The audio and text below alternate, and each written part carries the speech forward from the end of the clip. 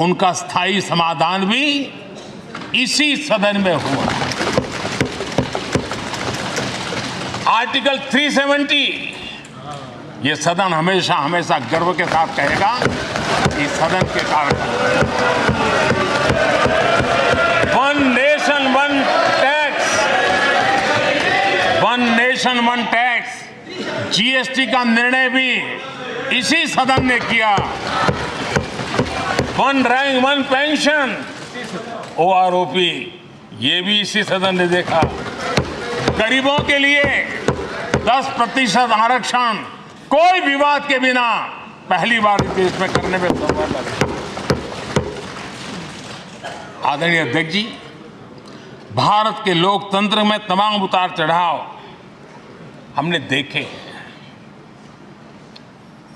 और ये सदन लोकतंत्र की ताकत है, लोकतंत्र की ताकत की साक्षी है, जन विश्वास का एक केंद्र बिंदु रहा है। इस सदन की विशेषता देखिए और दुनिया के लोगों का आज भी अचरज होता है। यह सदन है जिसमें कभी 4 सांसद वाली पार्टी सत्ता में होती थी और 100 सदस्य वाली पार्टी विपक्ष में बैठती थी। ये भी सामर्थ्य इस सदन के लोकतंत्र की ताकत का परिचय कराता है। और यही सदन है जिसमें एक वोट से अटल जी की सरकार गई थी और लोकतंत्र की गरिमा को बढ़ाया था। ये भी इसी सदन में हुआ।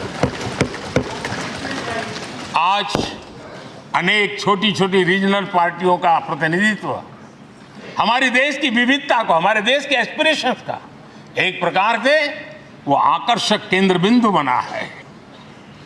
आदरणीय अध्यक्ष जी, इस देश में 2 प्रधानमंत्री ऐसे रहे, मोरारजी भाई वीपी सिंह एक प्रकार से कांग्रेस में जीवन खपाया था, लेकिन एंटी कांग्रेस गवर्नमेंट का नेतृत्व कर रहे थे। ये भी इसकी विशेषता थी।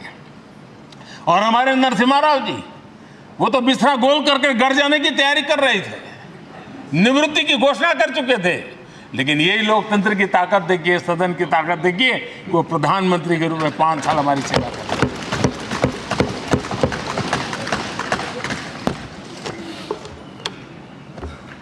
आदरणीय अध्यक्ष जी, सबकी सहमति से कठिन कार्य होते हुए हमने देखे हैं। 2000 की साल थी, अटल जी की सरकार थी। इसी सदन ने 3 राज्यों का गठन सर्व स्वीकृति से किया और बड़े उमंग उत्साह से किया। जब छत्तीसगढ़ की रचना हुई तो उत्सव छत्तीसगढ़ ने भी मनाया, उत्सव मध्य प्रदेश ने भी मनाया। जब उत्तराखंड की रचना हुई तो उत्सव उत्तराखंड ने भी मनाया, उत्सव उत्तर प्रदेश ने भी मनाया। जब झारखंड की रचना हुई तो उत्सव झारखंड ने भी मनाया, उत्सव बिहार ने भी बताया। ये हमारे सदन का सामर्थ्य, सब सहमति का वातावरण बना करके। लेकिन कुछ कड़वी यादें वो भी हैं कि तेलंगाना के हक को दबोचने के लिए भारी प्रयास हुए, खून की नदियां भी बही और बनने के बाद न तेलंगाना उत्सव मना पाया, न आंध्र उत्सव मना पाया। एक कटुता के बीज बो दिए गए। अच्छा होता उसी उमंग और उत्साह के साथ हम तेलंगाना का निर्माण करते तो एक नई ऊंचाई पर आज तेलंगाना पहुंच चुका होता। आदरणीय अध्यक्ष जी, संविधान सभा ने, आदरणीय अध्यक्ष जी, इस सदन की परंपरा रही है। संविधान सभा ने उस समय अपना दैनिक भत्ता 45 रुपये से कम करके 40 कर दिया था। उनको लगा हमें इसको कम करना चाहिए। आदरणीय अध्यक्ष जी, यही सदन है कैंटीन में मिलने वाली सब्सिडी, जो बहुत कम पैसे में खाना मिलता था, इसी सदस्यों ने उस सब्सिडी को भी खत्म कर दिया और पूरा पैसा देकर के अब कैंटीन में खाते। आदरणीय अध्यक्ष जी, कोरोना काल में जब जरूरत पड़ी तो यही सांसद जिन्होंने एमपी लेड फंड को छोड़ दिया और देश को इस संकट की घड़ी में मदद करने के लिए आगे आए। इतना ही नहीं, कोरोना काल में इसी सदन के सांसदों ने अपने तनख्वाह में 30% कटौती की और उन्होंने देश के सामने आए हुए संकट में अपनी बहुत बड़ी जिम्मेवारी निभाई। आदरणीय अध्यक्ष जी, हम गर्व से कह सकते हैं, ये सदन में बैठे हुए लोग भी कह सकते हैं, हमारे पूर्वज जो सदन में बैठे थे वो भी कह सकते हैं कि हम ही लोग हैं जिन्होंने हम पर डिसिप्लिन लाने के लिए हमारे यहाँ जनप्रतिनिधित्व कानून में समय समय पर कठोरता बरती। नियम हमने ही लादे, हमने ही तय किया कि नहीं, जनप्रतिनिधि के जीवन में ये नहीं हो सकता। मैं मानता हूं ये जीवंत लोकतंत्र का बहुत बड़ा उदाहरण है और ये सदन ने दिया है, यही माननीय सांसदों ने दिया है और हमारी पुरानी पीढ़ी के सांसदों ने दिया है। और मैं मानता हूं कि कभी कभी उन चीज़ों को भी याद करना चाहिए। आदरणीय अध्यक्ष जी, हम जो वर्तमान सांसद हैं उनके लिए तो ये विशेष सौभाग्य का अवसर है। सौभाग्य का अवसर इसलिए है कि हमें इतिहास और भविष्य दोनों की कड़ी बनने का अवसर मिला है।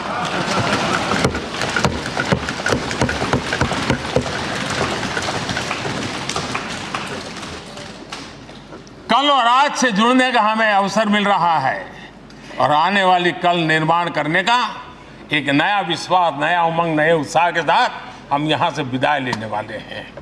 आदरणीय अध्यक्ष महोदय, आज का दिवस सिर्फ और सिर्फ इस सदन के सभी 7,500 जनप्रतिनिधि रह चुके हैं उनके गौरवगान का पल है। इन दीवारों से हमने जो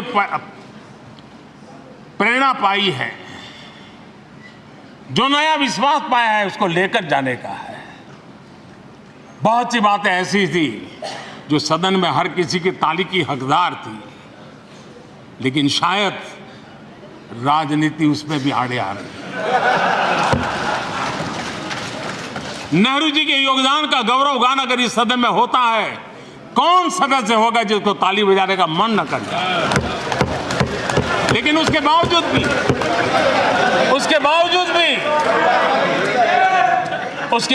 भी देश के लोकतंत्र के लिए बहुत जरूरी है हम सब ने अपने यहाँ सोच लें। आदरणीय अध्यक्ष जी,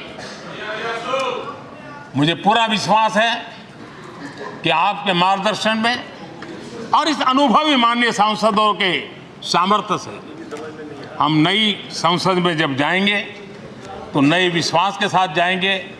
मैं फिर एक बार, आज पूरा दिवस आपने इन पुरानी स्मृतियों को ताज़ा करने के लिए दिया, एक अच्छे वातावरण में सबको याद करने का मौका दिया, इसके लिए मैं आप सब का आपका हृदय से आभार व्यक्त करता हूं।